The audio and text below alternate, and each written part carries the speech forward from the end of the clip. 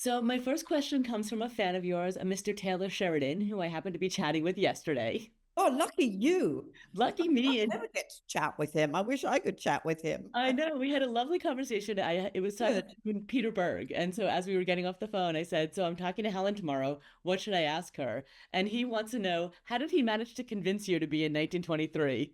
By his writing. Because I've said it over and over again. Now, that was simply how he, you know, I mean, not that I read any of 1923 before I did it, because both Harrison and I, first time in our lives, had to commit without reading a single word of the characters or the story or anything, because Taylor said he likes to write for the actor that he's got. He likes to write around, knowing who he's writing for, which I thought was very interesting. But it meant that we had to commit without reading anything. But of course, we knew the history of Taylor's writing. And, what a remarkable, brilliant, extraordinary talent he is. Pretty incredible. What a leap of faith for you to take. How did the role evolve for you as you went on that journey with him? Two things happened. I think the relationship between Harrison and I just immediately, weirdly gelled. I'd worked with Harrison, many, many years before. But then he was a huge movie star. I was like no one. I was like this theatre actress from London that nobody had heard of. So I was like this and he was like this, I wasn't intimidated, but I was, very super respectful and, and I didn't really know what I was doing and he absolutely knew what he was doing. So it's that sort of relationship.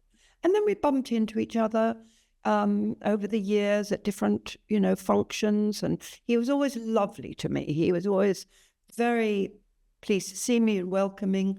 But, it wasn't like I had dinner with him or anything. And now we're in 1923 together. And it was very weird. The moment we walked on the set, it was just like, bang, we were together. That relationship then informed maybe the writing as Taylor went on, Anyway, so these things they're not, they evolve. Mm-hmm. Evolutionary, this sort of that. When you have great writers like Taylor who can see and sense things happening and then write to them and develop them and move them on. The chemistry the two of you had was really something special. It's really incredible to see something like that on TV. How did you feel about the arc and how did you feel about the finale and the way the show ended? Harrison and I signed up for that without having any idea of what the story was going to be, where it was going to go. I fully expected to be killed off. I did. I fully expect. I thought, okay, obviously I'll die in the sort of second, because we always knew that it was, that was it. He said it's going to have beginning, middle, and an end, and I loved that. I thought that was great, rather than things just sort of drifting on because everybody wants to see more of it, and it just piddles on. But I love the idea of just that's it. That's what you're getting. But I did expect to probably, kick the bucket in the second to last episode or something. But no, there I am at the very end. That was great. That was a surprise. With the baby. With the baby, yeah. I'm sure it took a lot of people by surprise. It's not what you expect. And that's what Taylor's very, very good at. And then on the other end of the spectrum, you have Maeve Harrigan, who couldn't be more different from Cara Dutton. What drew you to that role? The fact that Pierce was, we were both offered the piece at the same time, and we happened to be working together at the time. We could compare notes, if you like, and talk to each other about it. And we both sort of signed up, I think, because we knew the other person who was going to sign up for it. And we were having such a good time working together anyway on a piece called the Thursday Murder Club that will be coming out soon. I think also doing the sort of the wild ride that is a Guy Ritchie piece, was very appealing. And of course, playing such a terrible person as Maeve Harrigan was just fabulous. You know, such a terrible, terrible person, but with such, you know, she's got energy and agency and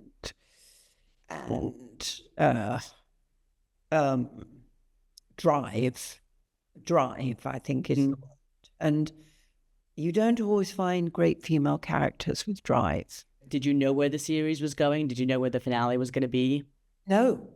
I think we had 2 episodes, which gave you a feeling of, you know, the feeling of the characters and the story, but no idea. No, I mean, I've never done anything like that before, not knowing, you know, having no idea what the next episode is going to bring. So you can't really plan anything, which I quite like because, you know, life's like that, isn't it? And that lets you play to the twists and turns that come with every episode. Yeah, absolutely. And you have to play in the moment then, which is great.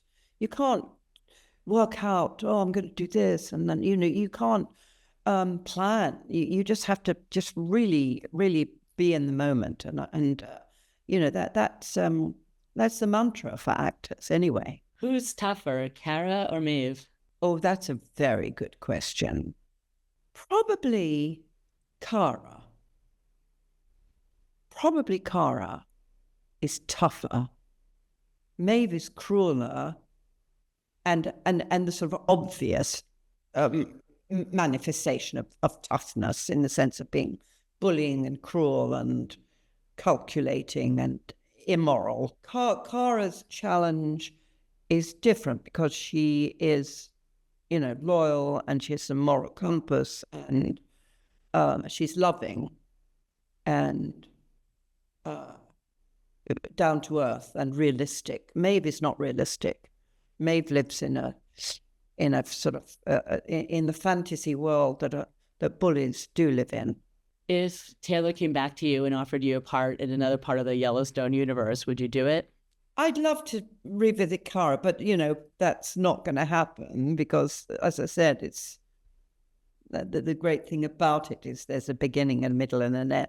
I mean, I would love to work with Taylor again in a different manifestation. Absolutely. I would always love to work with him. For an actor, you know, we deal in words, and words is what Taylor does so very, very well. What about working with Harrison again? The two of you had such great chemistry. Can we expect to see you on an episode of Shrinking? I don't think so, no. But, you know, of course I would love to work with Harrison, no question. But I can't see a role for me on Shrinking particularly. It seems you're so busy these days. What's the secret to your longevity? How have you, how do you manage to keep going? I don't know. I mean, I just, get up and do what I have to do that day. I'm not a big exercisey person, and I'm not a big diety person, and I don't do anything particular. My mantra has always been do everything, but don't do too much of anything, and that's sort of basically how I live my life. And then certainly your longevity in the industry. I mean, clearly talent has a lot to do with it, but what do you look for in a part? What keeps you going, keeps you excited about acting these days? Well, my mantra about acting is be on time and don't be an asshole.